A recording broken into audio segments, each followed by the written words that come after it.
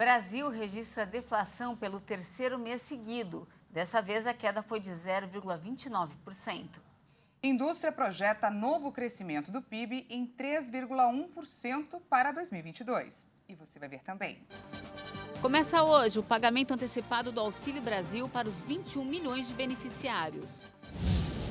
A partir do dia 1º de novembro, o preço do gás natural vai ficar 5% mais barato para as distribuidoras.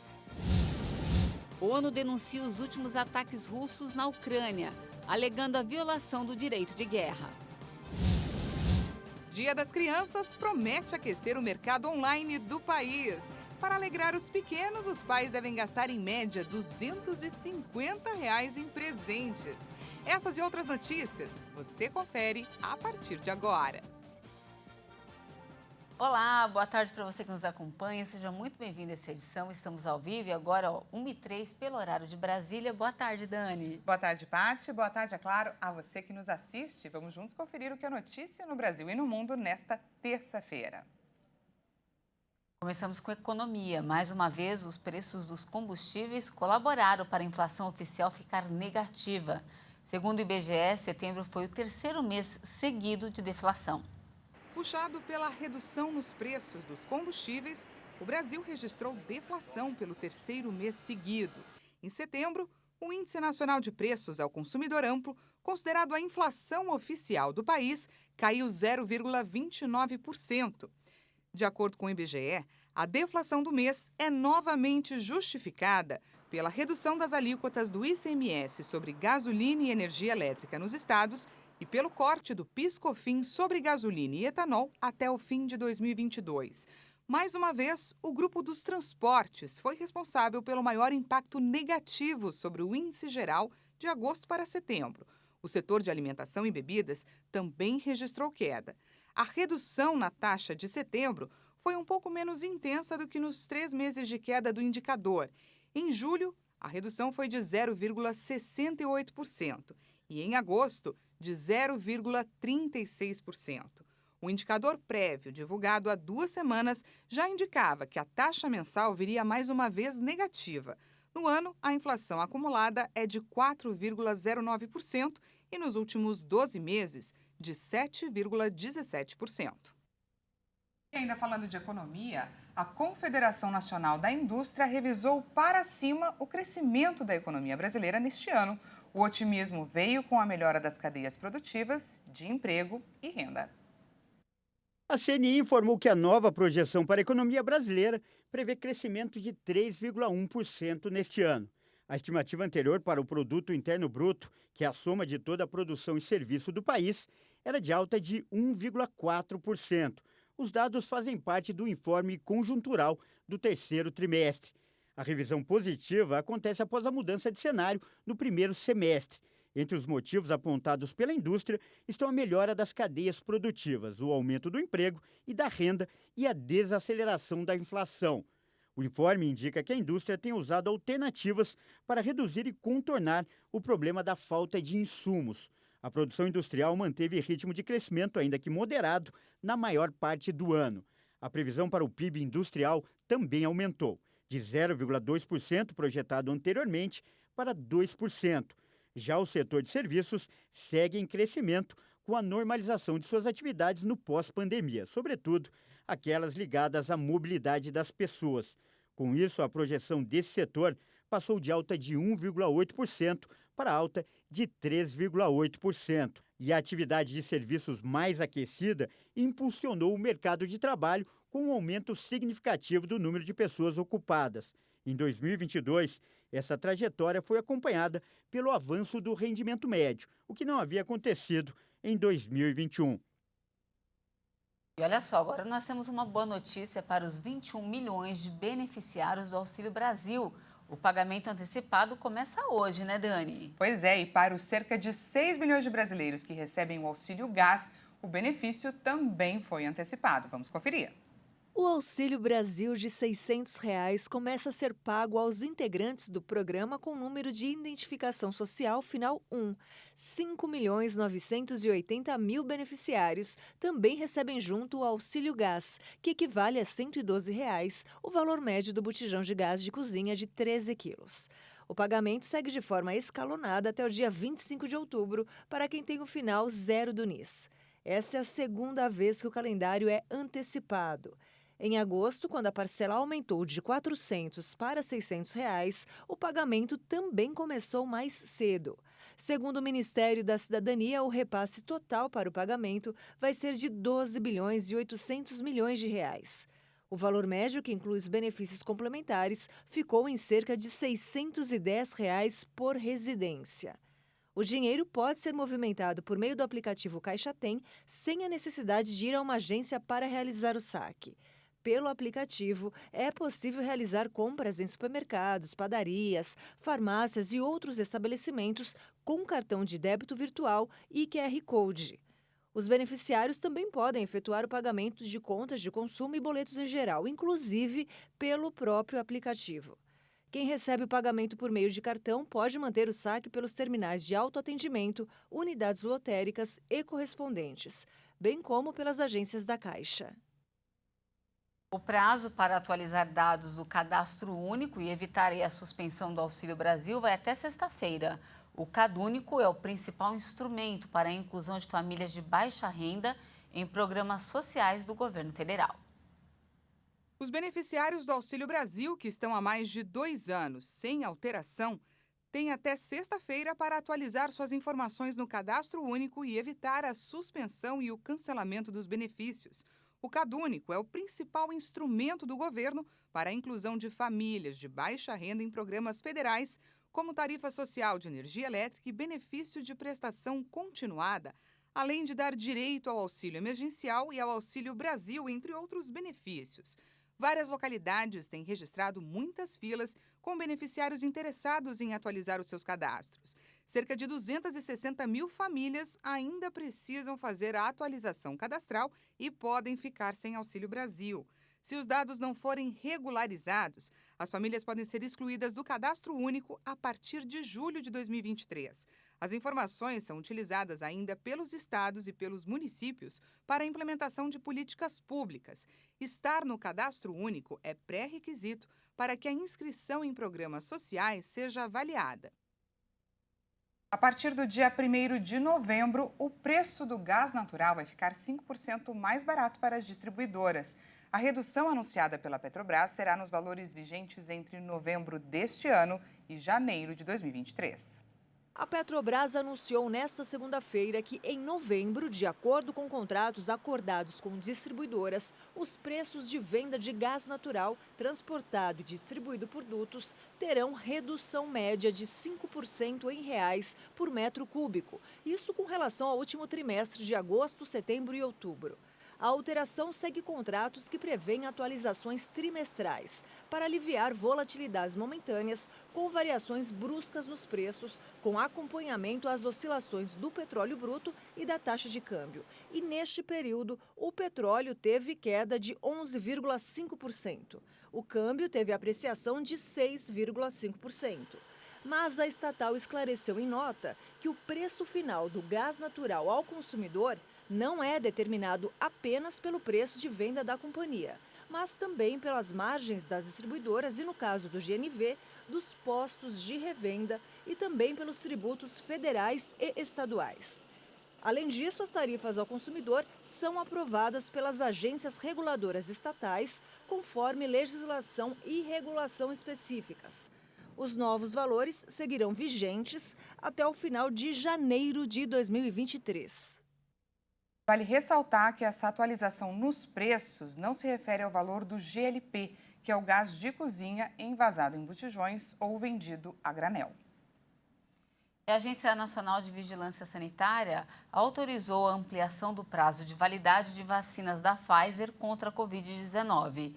Segundo a Anvisa, o prazo deve ser de 15 meses para o imunizante destinado a adultos, que é identificado com a tampa roxa. A medida foi feita a partir da aprovação da Gerência de Produtos Biológicos da agência.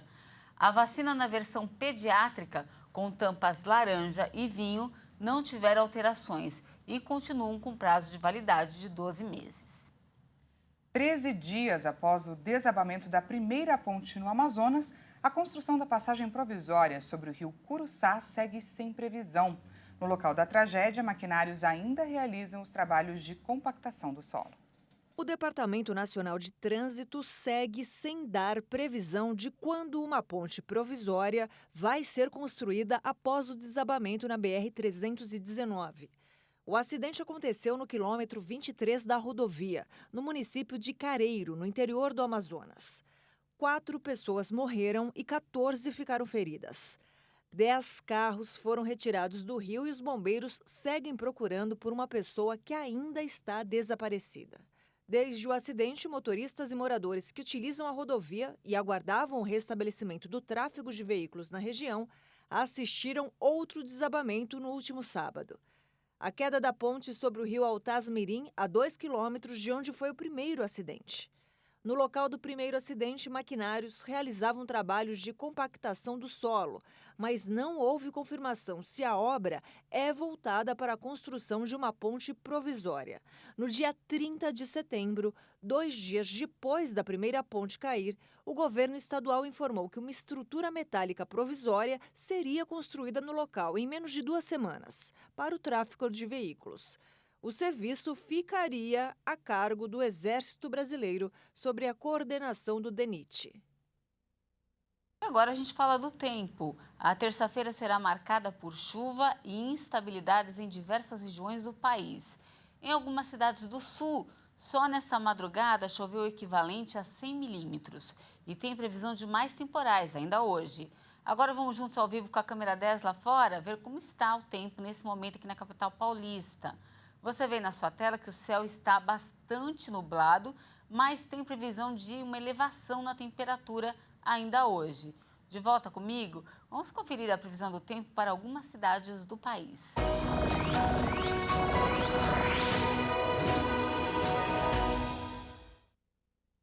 Olha aqui no nosso telão, a gente começa falando de São Domingos, em Santa Catarina. De acordo com o INMET, a cidade está entre as regiões que devem enfrentar temporais hoje. A máxima por lá não vai ultrapassar os 19 graus, com previsão de chuva forte a qualquer hora do dia. Em Boa Vista, capital de Roraima, o dia deve ficar quente, com máxima prevista de 29 graus. Bem diferente, né, gente? Olha, mas pode ocorrer um aumento da nebulosidade durante o dia e isso deve causar chuvas em áreas isoladas da cidade. Para finalizar, a gente volta a falar aqui de São Paulo. A previsão é de mais um dia de chuva, mas em um volume bem menor. Segundo o Instituto Nacional de Meteorologia, a cidade vai enfrentar um dia quente e abafado, com a máxima podendo chegar aí aos 28 graus. E veja a seguir, ONU denuncia os últimos ataques russos na Ucrânia, alegando a violação do direito de guerra. E ainda, Dia das Crianças deve aquecer mercado online. Cada pessoa pretende gastar, em média, R$ 250 com presentes. Nós voltamos já!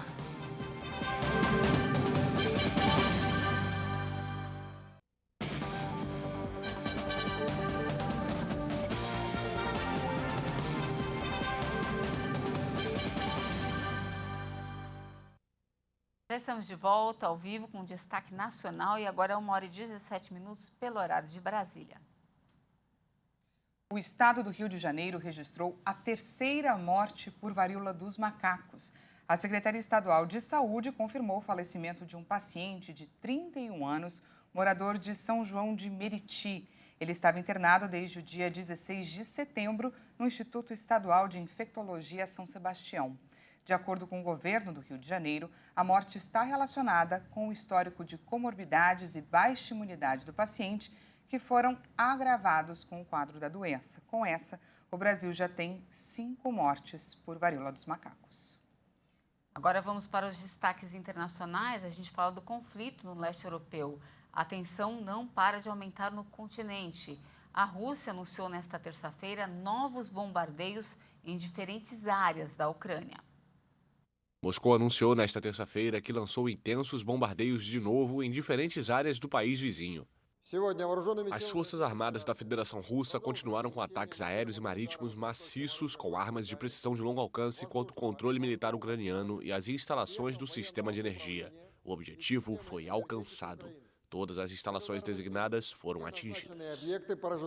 No dia anterior, a Rússia realizou uma onda de ataques na Ucrânia, inclusive em Kiev, que não era bombardeada desde o final de junho. O presidente russo Vladimir Putin destacou que os bombardeios constituíram uma resposta ao atentado à ponte que liga o território russo à Crimeia. De acordo com o líder, o episódio foi cometido por forças ucranianas.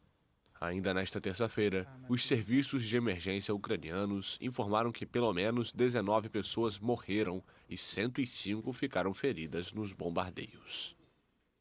A Organização das Nações Unidas denunciou nesta terça-feira esses últimos ataques russos na Ucrânia, alegando a violação do direito de guerra. O Comissariado da ONU para os Direitos Humanos destacou que muitos alvos civis foram atingidos pelos ataques realizados em horário de pico. Estamos muito preocupados que alguns dos ataques parecem ter alvejado infraestruturas civis. Muitos objetos, incluindo prédios residenciais, infraestrutura civil vital e pelo menos 12 instalações de energia foram danificadas ou destruídas em 8 regiões.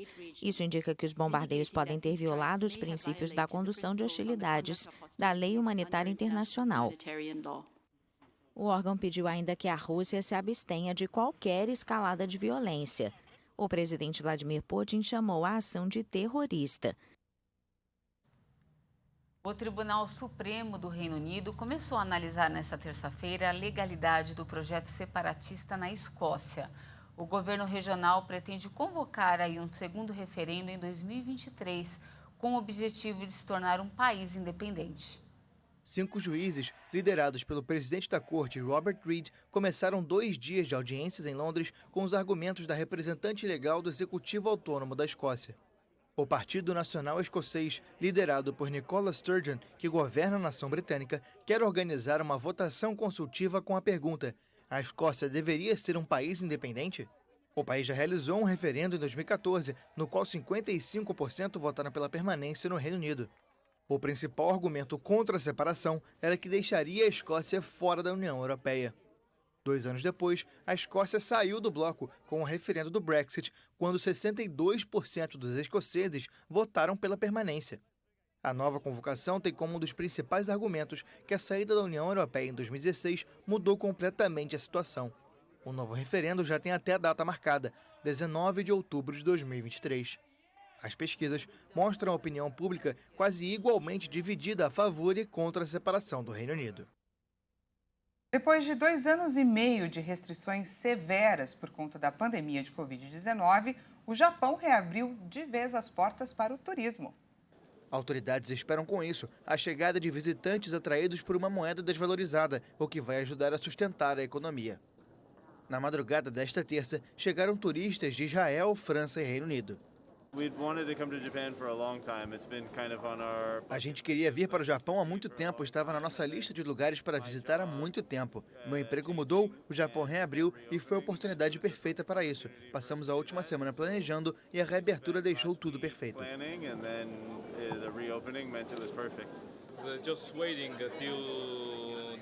Eu estava só esperando o anúncio da reabertura. Quando ouvi que ia ser no dia 11 de outubro, comecei a planejar e aqui estou. O Japão fechou as fronteiras no início da pandemia e impediu, inclusive, o retorno de residentes estrangeiros.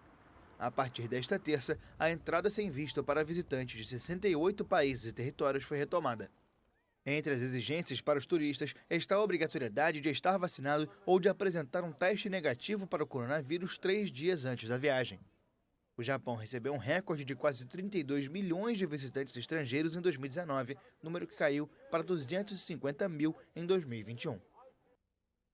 E amanhã é o dia deles, dos pequenos. Aliás, Paty, quanto vale o sorriso de uma criança? Ai, para mim vale muito, Dani. Pois é, e para muita gente não tem preço. E esse sentimento tem movimentado muitos consumidores. Muitos pais, inclusive, que não têm tempo para ir à loja, vão usar a internet para não deixar a data passar em branco. Só tem que ficar atento aí aos prazos. Aliás, você já comprou o presente da Malu, Paty, da sua filha? Com certeza, Dani, mesmo porque ela deve estar assistindo aí o jornal e vai me cobrar depois. E quando se fala de filhos, os pais realmente não medem esforços para ver a felicidade deles. A estimativa é que cada brasileiro gaste em média aí R$ 250 nas compras online. Vamos ver. Um levantamento da empresa Nielsen, especializada em análise de comportamento do consumidor, revelou que 34% dos brasileiros devem fazer compras online para o Dia das Crianças. O número apresenta uma alta de 4 pontos percentuais na comparação com a mesma data do ano passado. De acordo com a pesquisa, que teve na amostra a resposta de 2.000 pessoas, os brasileiros pretendem desembolsar entre R$ 50 e R$ 250 com os presentes. A maior demanda pelo e-commerce brasileiro neste Dia das Crianças tem relação com a melhora no cenário econômico do país, especialmente a queda na taxa de desemprego, que foi de 13,1% no trimestre encerrado em agosto de 2021, para 8,9% no mesmo período deste ano. O crescimento do setor já foi observado em 2021, quando foram registrados quase 12 milhões de pedidos, uma alta de 33% em relação ao ano anterior. Apesar das facilidades, o consumidor deve ficar atento às compras online, que devem ser efetuadas em sites confiáveis, com o intuito de evitar fraudes e golpes. E essa edição fica por aqui. Agradecemos demais a sua companhia. Uma ótima tarde para você e até mais. Não se esqueça que daqui a pouco o Cléber Werneck chega com mais informações. Uma ótima tarde e até amanhã.